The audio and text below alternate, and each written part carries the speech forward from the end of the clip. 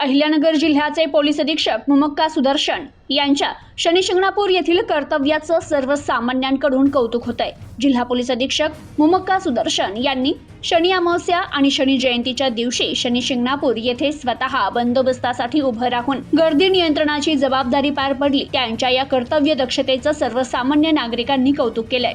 पदाचा कोणताही अहंकार न बाळगता लाखो भाविकांच्या गर्दीत स्वतः बंदोबस्तात उभं राहून त्यांनी वाहतूक आणि गर्दीच्या नियंत्रणाची जबाबदारी सांभाळली। इतकंच नव्हे तर मंदिर परिसरात पडलेल्या तेलाच्या रिकाम्या बाटल्या, प्लास्टिक आणि पूजा साहित्य स्वतः उचलून स्वच्छतेचा देखील संदेश त्यांनी दिल्यानं त्यांच्या या कार्याची सर्वत्र चर्चा रंगली। शनी जयंती आणि शनी अमावस्या हा दुर्मिळ योग एकत्र आल्यानं शनी शिंगणापूर येथे लाखो भाविकांनी दर्शनाकरिता गर्दी केली होती। परिसरात कडक पोलीस बंदोबस्त तैनात करण्यात आला होता।